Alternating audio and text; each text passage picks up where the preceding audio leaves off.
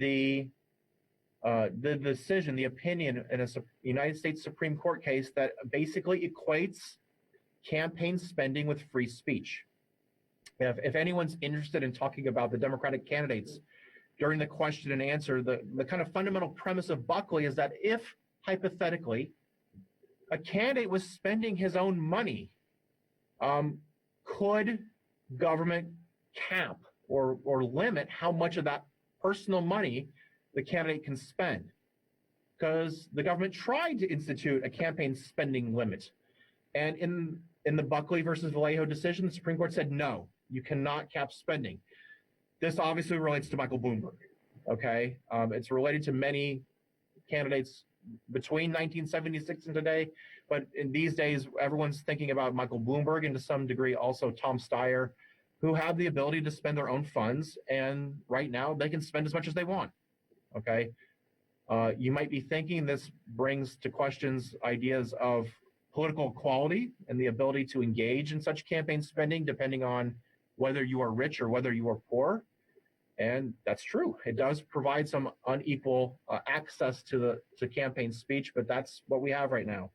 To be quite explicit, the next point, there are a few things that government can regulate in terms of spending. You can't engage in libel or slander. You can't engage in certain, even in the context of a campaign communication, you can't incite people to violence. All of that stuff can be regulated. But just in terms of how much you can spend, whether you can spend in certain periods or certain parts of the schedule or calendar, the current interpretation of our freedom of speech means that there will not be government regulation on those areas. Point number 3, is there public financing? Yes, but nobody uses it. The current American campaign finance rules allow for public financing for only our presidential elections. There are no public financing schemes for United States House of Representatives or United States Senate races. But the thing about the public financing for the presidential election is that the presidential candidates choose not to take it because the funding is limited. And so if you take the public financing, you only have a certain amount of money that you can use in your campaign.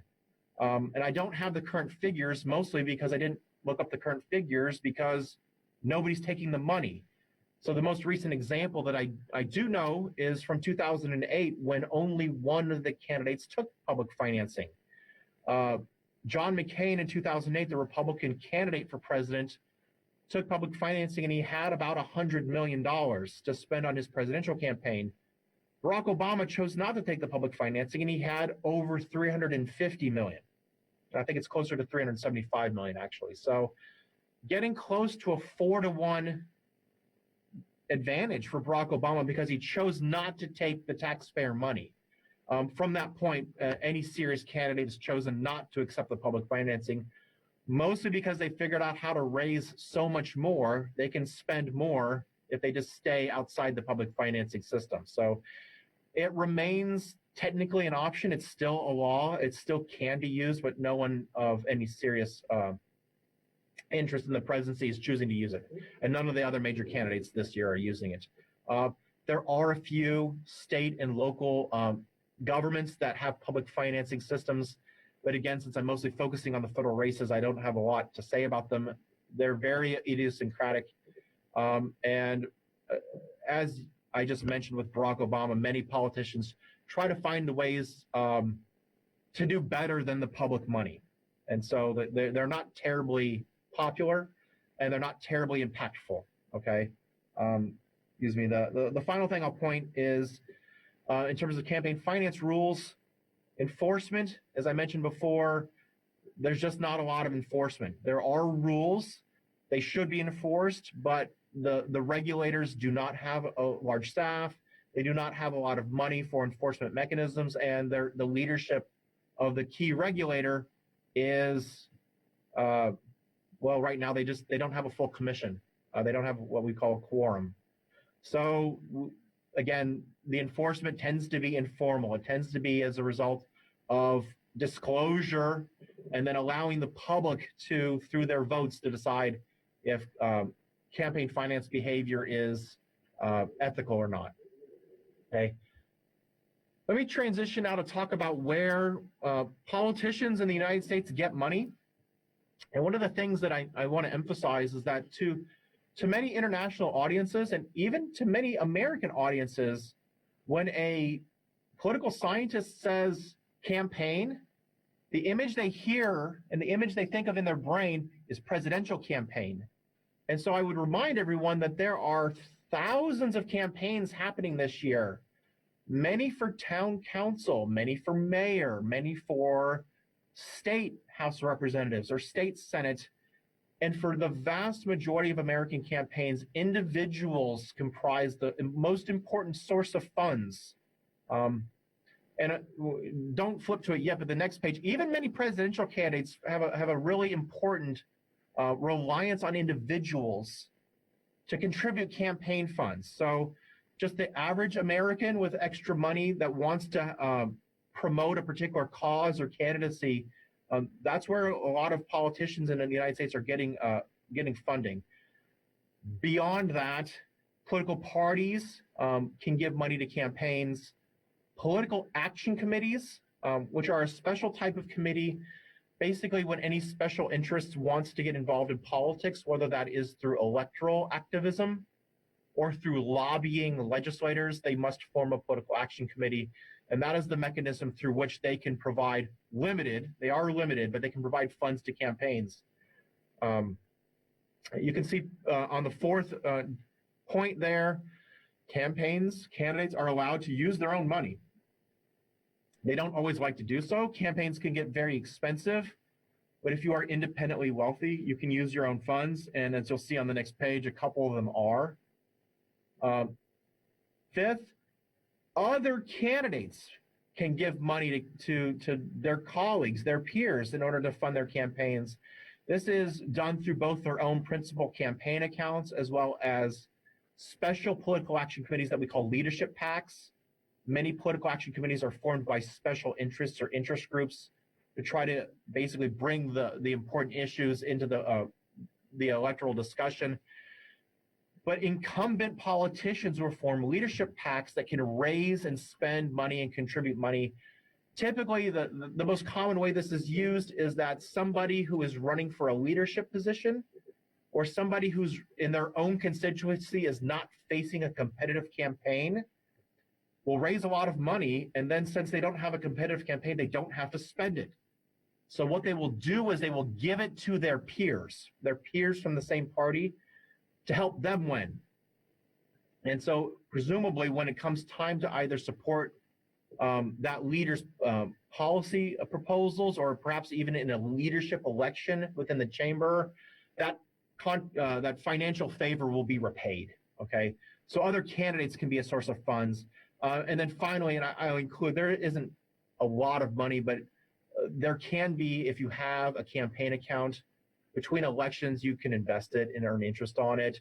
Some campaigns sell items, and there might be a little bit of income. I know that the Trump campaign is selling T-shirts and selling hats and selling other kinds of items. So they make a little bit of money off that. That is currently not a major source of funds compared to the committees, the parties, and the individuals. So if you want to look at how this is working in current American elections, you can switch to the sources of funds for presidential candidates. This is current as of, I believe does not include the January fundraising.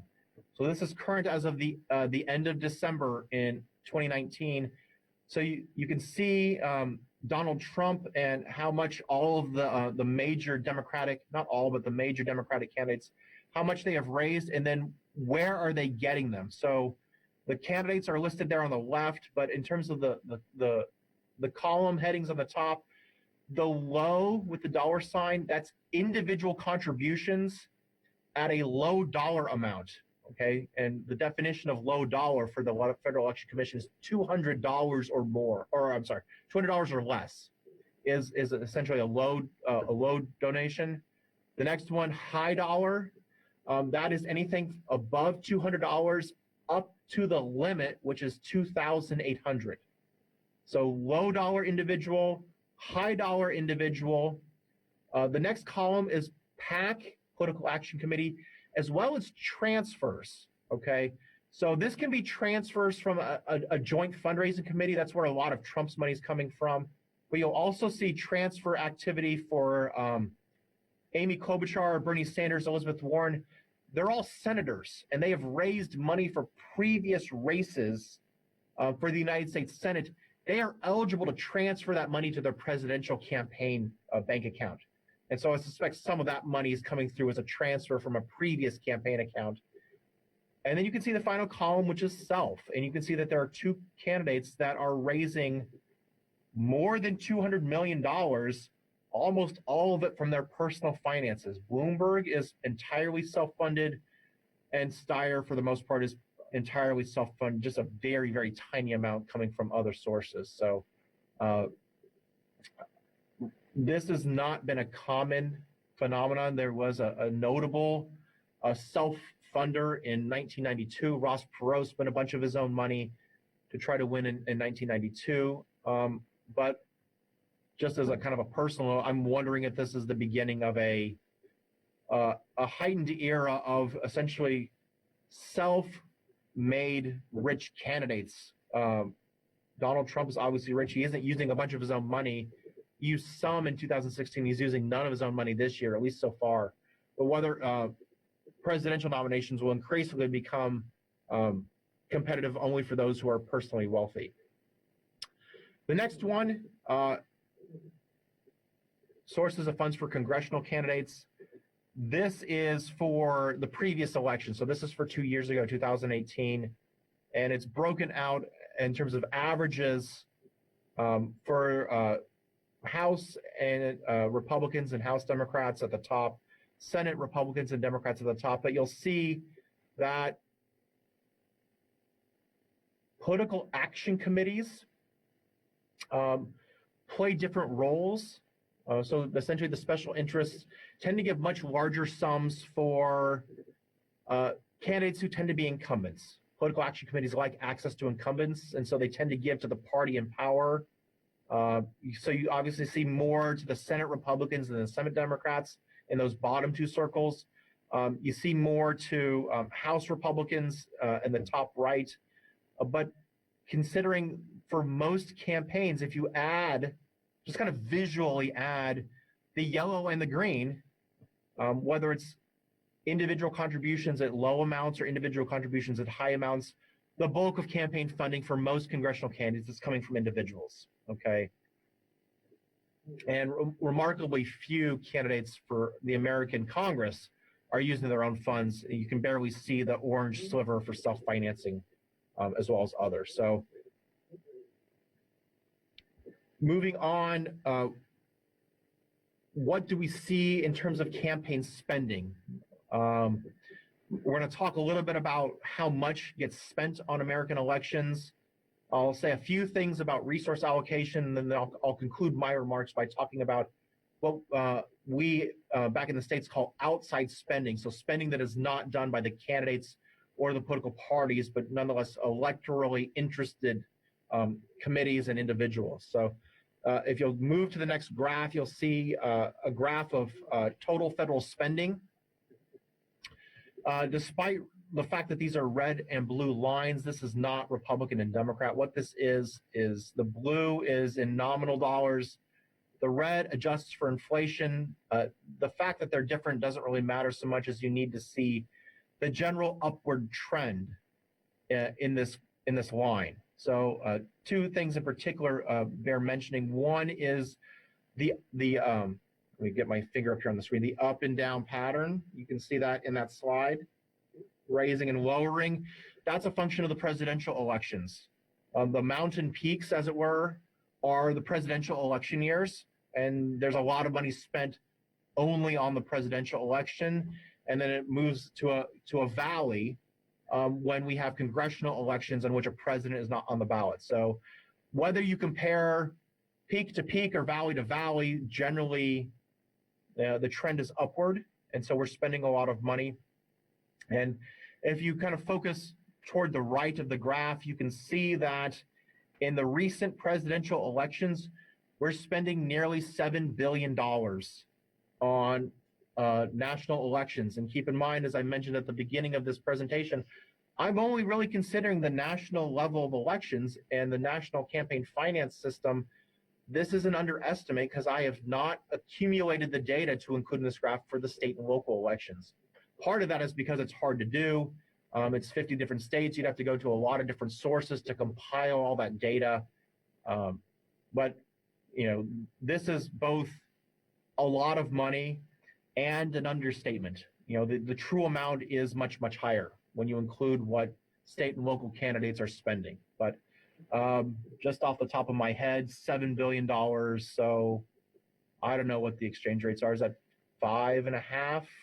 If somewhere between 5.5 billion euros. Okay, we spend a lot of money on our campaigns. So this is another.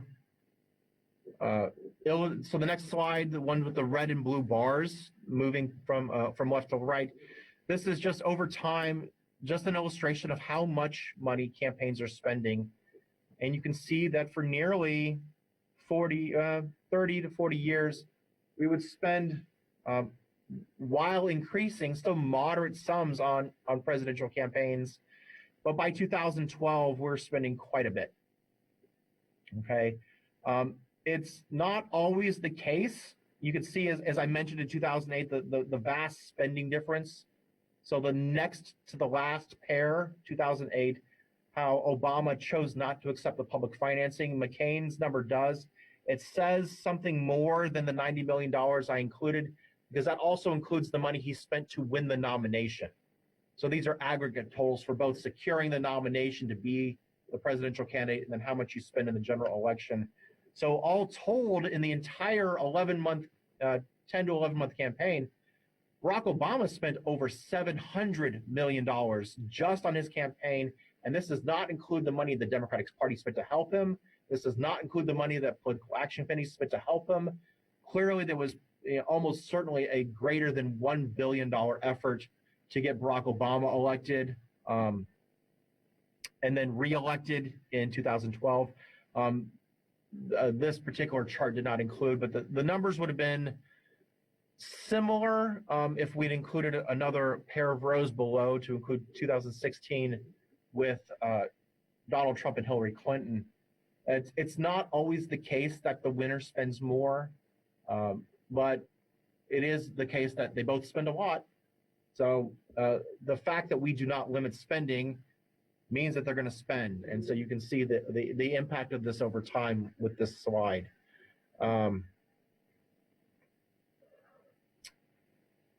The next slide, which is a series of 3 pie charts, talks a little bit about resource allocation. So I compiled these over the course of the past week to talk about what a typical campaign does with its money. So we're spending these large sums of money, but what are they spending it on?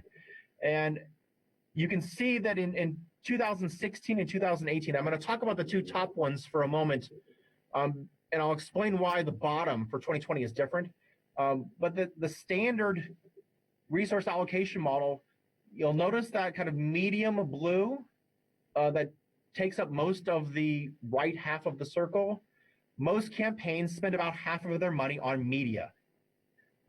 In perhaps earlier decades, this meant television commercials. Now it's a combination of television commercials as well as advertisements on social media and the internet and other forms of electronic communication. But they're spending about half of their money on messaging in order to reach voters. And then you can kind of go through the other resource allocation categories. They try to spend, what they call administration, but they try to spend no more than about 20 or 25%.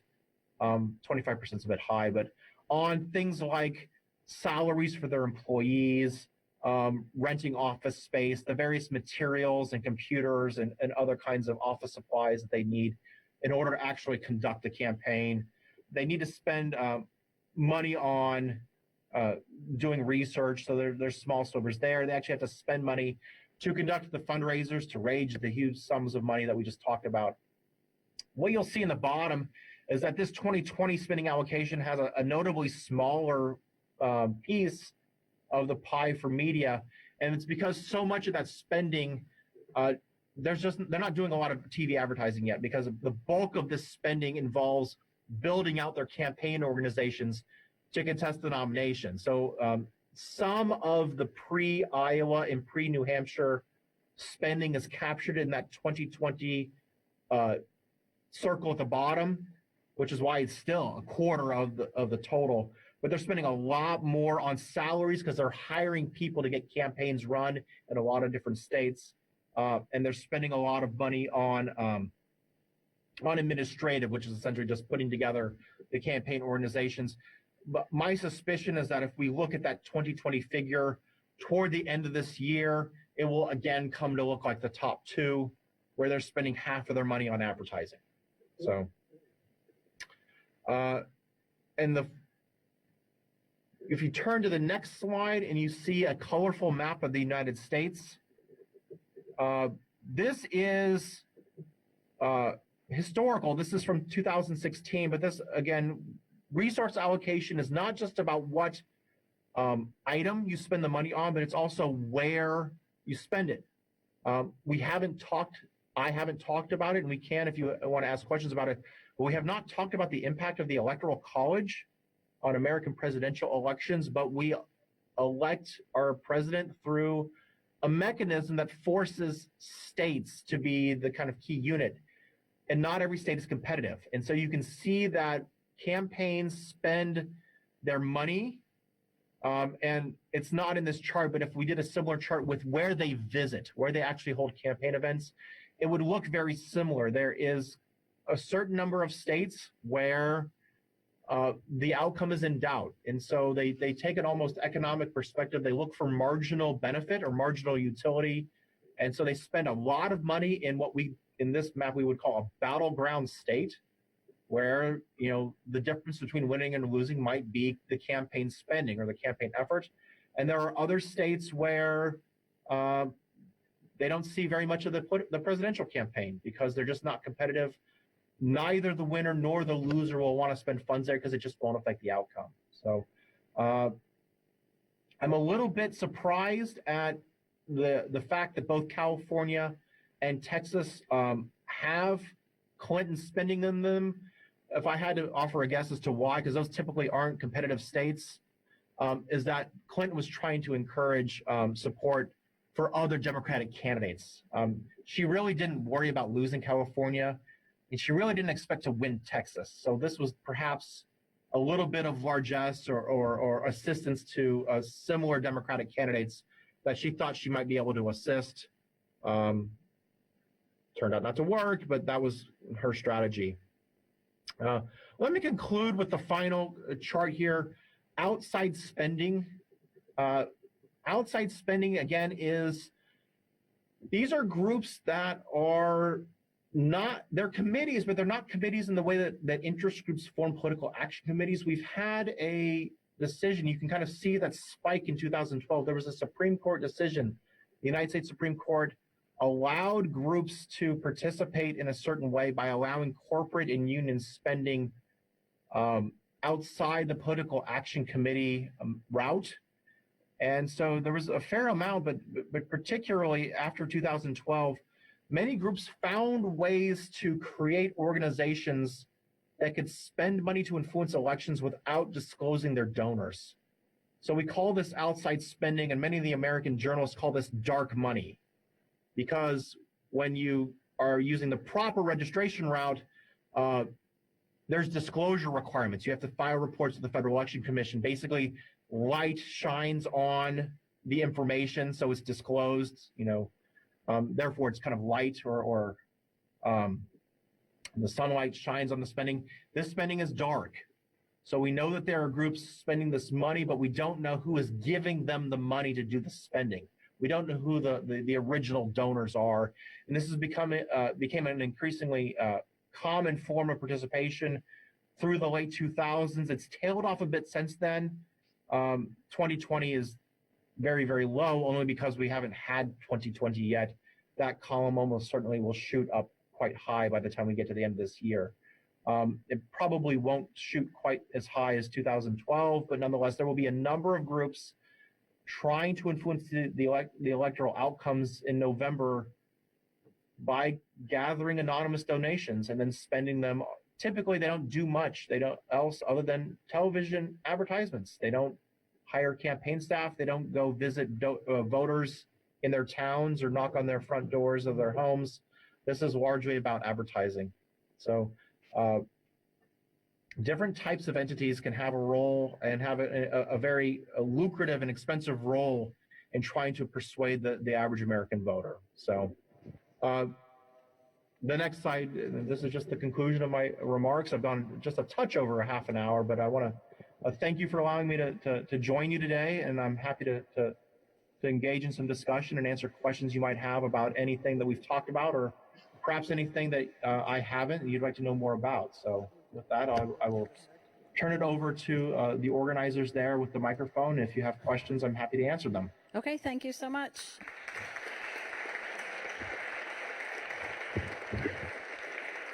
Questions? There's one way over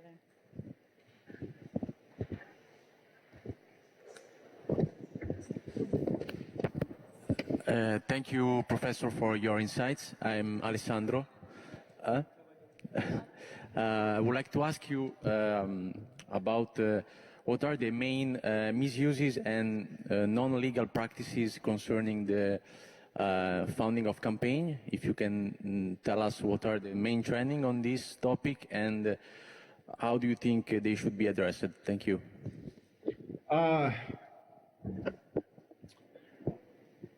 Let me talk about two things in this answer. One that is legal, but perhaps not ethical, and then one that's illegal. So let me talk about the one that people don't like, but that's technically not illegal, and it's that very last slide. It's the outside spending that comes without disclosure of donors, okay? For many years, the way that a group that was not a political party, if they wanted to raise and spend money to influence elections, they would have to form a political action committee. And in the course of registration, they then subject themselves to the requirement to disclose their donors. And so if you or I or anyone goes to the Federal Election Commission, you can search for the filings. They're digitized now. You can read them, download them, do data analysis on them of who are the donors to political action committees. And then you can also look at their spending to see what they're using the money on. But essentially, the disclosure was the important factor that allowed both the regulators to regulate them if anything went wrong, but also for the public to understand who is actually doing what activities, supporting what candidates. Following some both administrative rule changes in the early 2000s, as well as a Supreme Court decision in 2010, there has been a rise in those outside spending groups. They are allowed to file only with our taxing authorities. They file with the Internal Revenue Service, the IRS, but they do not file with the Federal Election Commission. So essentially, they don't have to file a list of their donors. And they technically comply with the law. They have to file with the IRS because normally when you're a government, if some group gets a lot of money, you want to tax them. So if they file with the IRS to assure that, yes, we're using this for kind of political campaign purposes, this is not, profit that needs to be subject to taxation. So they're not taxed. But they only have to file a form that reports aggregate numbers. They don't have to disclose their donors. A lot of Americans have a problem with that. A lot of Americans from both political parties maybe would not be comfortable regulating that, but many Americans feel that there should be at a minimum disclosure of what's going on. Again, the ultimate regulator in many aspects of the electoral system, whether it's campaign finance or campaign ethics or negative campaigning or whatever aspect it is, it's the voters. If they don't like what you're doing, they can always vote for the opponent. And so the idea that providing information to voters is probably the best tactic for making sure that campaigns behave ethically. But when you don't have full disclosure of the donors, that's not possible. So that's technically legal, but a lot of Americans have a problem with that. The thing that's illegal, and I don't have a lot of hard evidence on this, but we do know that there are opportunities for people to be paid to vote. Some campaigns have rallies where various benefits are handed out. Some campaigns call this walking around money. I don't want to suggest that that's greatly in a widespread occurrence, but it's been known to happen, and so that's really, really hard to find. And usually people only admit that in off-the-record conversations with journalists, because if you found out about that, you would be both, from the campaign's point of view, regulated. So you'd be fined over that, but then there would also be implications for the recipient of the money. So both sides of this have, incentive not to make this widely known. So that's not widespread, but it does happen from time to time, and there's just not much we can do about it unless either a journalist or a regulator just happens to witness it or find evidence of it. So that's bad, but it's not a huge problem. The lack of disclosure is a much more serious concern to democracy in America. So albeit it's not illegal, but I think a lot of people would like to see reform just to enhance the disclosure requirements around some of this outside spending. Thank you. That's a good question. Good evening, Professor. I'm Alessia, and my question is about Bernie Sanders' campaign. One of the central points of his campaign are microdonations. My question is something that accidentally happened, or is this maybe a strategy to legitimate his portrait as a socialist? Thank you. Oh, yes, he has a very explicit small dollar or micro donation strategy, because there are two reasons for doing a strategy like that. One is because of the contribution limits that we talked about earlier that are permissible in our system. If he can figure out a way to have essentially a well-regulated budget, so he can raise money in small sums from these people and still get the campaigning done that he needs, when it comes time to do additional campaigning, he can go back to these people. Does that make sense? So if you've already given the maximum, you can give no more. And so when you run out of money in a campaign that's relying on donors giving the full limit, when you run out of money, you must find new donors. Bernie Sanders doesn't have to find new donors. If he can find a way to finance his campaign and to plan a campaign budget so that people that give $20 and $30 at a time, he can do what he does, and when he runs out of money, he can go back to the exact same people that he already knows are supporters, that he already knows are donors, and say, can you give me another $10 or $20? And he can just kind of have a more secure flow of funds through his campaign, so that he doesn't really have to prospect for additional donors. He just uses the same ones over and over.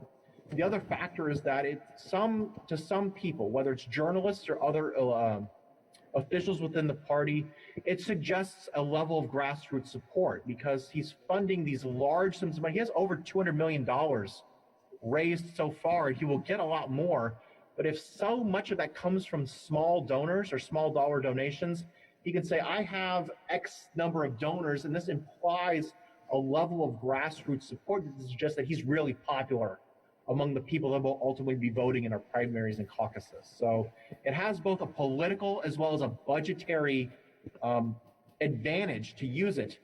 The only thing is that not every candidate can use it. You really have to have a committed group of core supporters that are willing to do this and to give in these sums and to give in this manner for you to use it. Every campaign has some micro donation network, but others are better able to use it than others. And people who support Bernie Sanders are very intensely interested in promoting this campaign, and they're willing to do this. So if you can use it, it's a good strategy to use. That's it. Good evening, and thank you, Professor Brox. My name is Camilla. We know that super PACs are independent from the official political campaign, and so PACs and super PACs can collaborate together. Maybe PACs can be the link between the independent campaign of the super PACs and the official one. Thank you. They're not supposed to, but they do. And so that's that difference between independent campaign behavior and coordinated campaign behavior. And so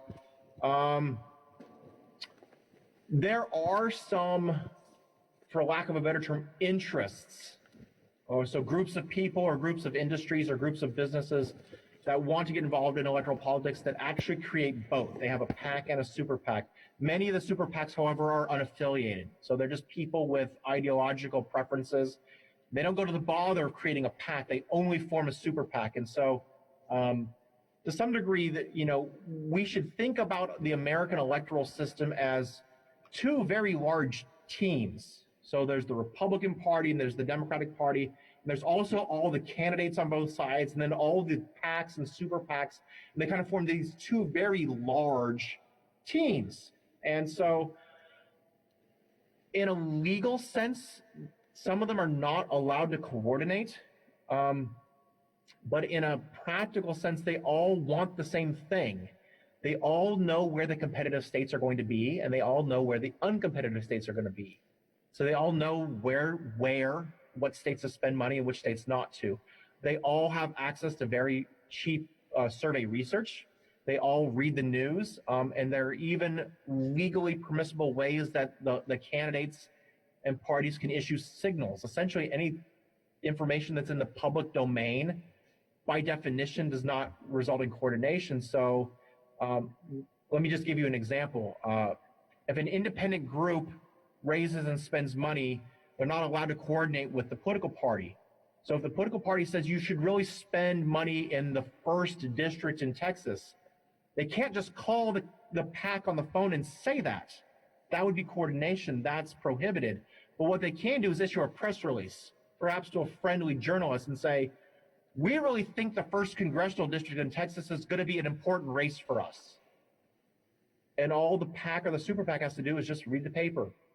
And they'll see that news reported, and that's the signal, and they'll know. So they have ways of coordinating their behavior, even if they're not legally coordinating. And so they're all these large, decentralized, but nonetheless teams with common purpose that figure out ways to work together to achieve the same goals.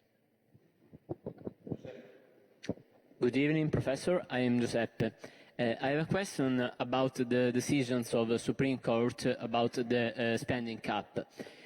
Do you think that the thesis that the spending cap is a limit to the expression, to the liberty of expression? I mean, looking to the raising costs to campaign fundings, maybe the unlimited spending cap is causing a conflict of the liberty of expression with the value itself, because who can't spend as many money as the richest candidates can do, they have no possibility to really enjoy and to really join the course to the presidency. Thank you. Yes. See, you've correctly identified the tension, and ultimately 4 members of our Supreme Court in that critical decision, Citizens United, agree with your point. The only problem is that 5 believe the other way, that the deregulation of this spending, both in Buckley as well as in Citizens United, that I'm trying to think about, how I can characterize the opinions of how the Supreme Court rationalized this.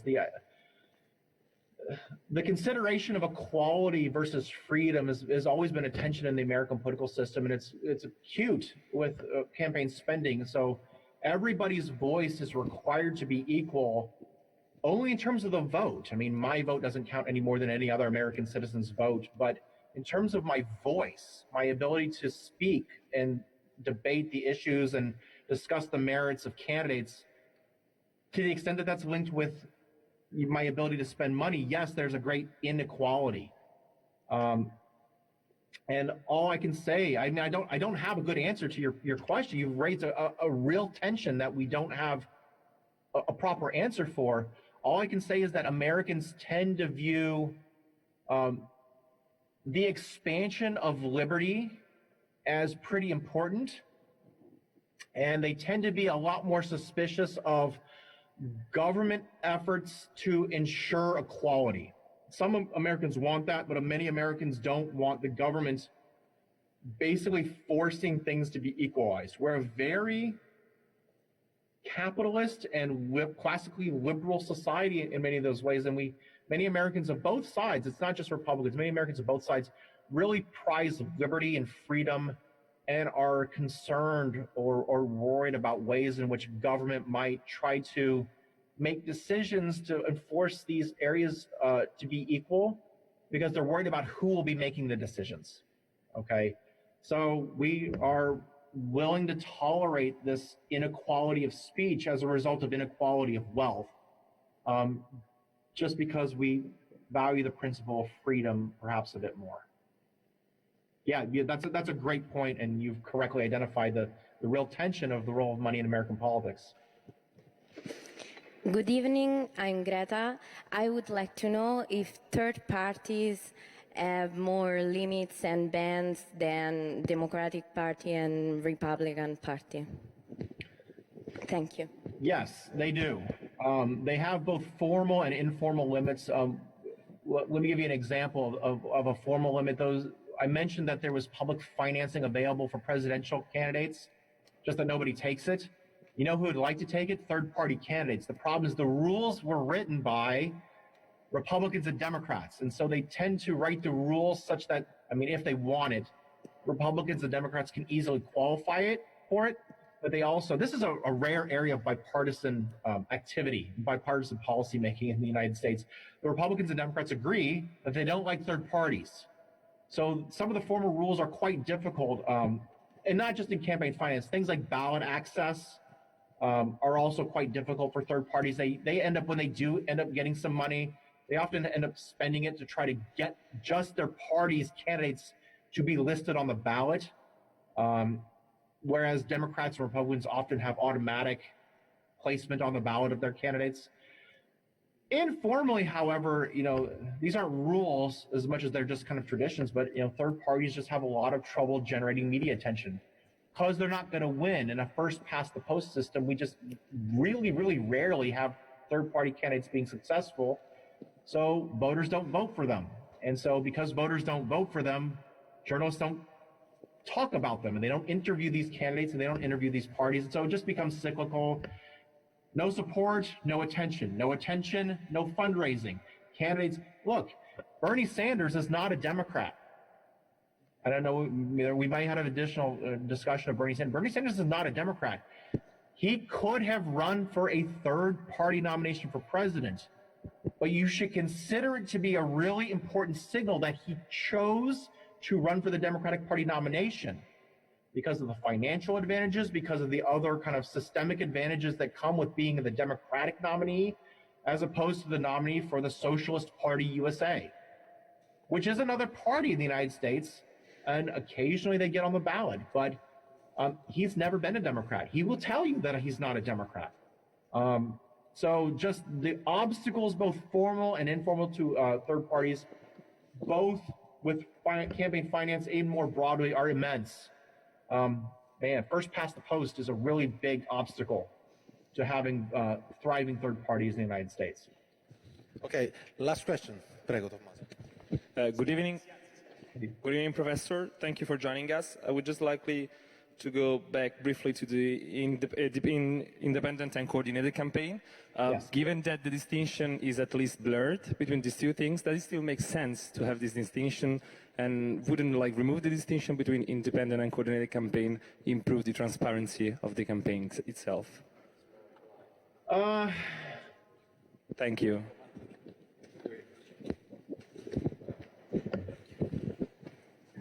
I don't know. In a regulatory sense, it might make, some people want the freedom to be independent. You could think of just a really rich American that just wants to spend money to influence the campaign. It doesn't want to be considered part of the party, or doesn't want to be considered part of another committee.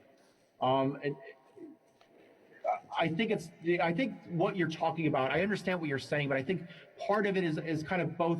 There's a legal distinction between the idea of coordination versus independent, and separate from that is a desire to whether we should have greater disclosure or not. I think many Americans are very strongly in favor of additional disclosure, but whether they want to do away with a full distinction between independent and coordinated campaigning, I'm not so sure. To be honest, the average American doesn't think much about that.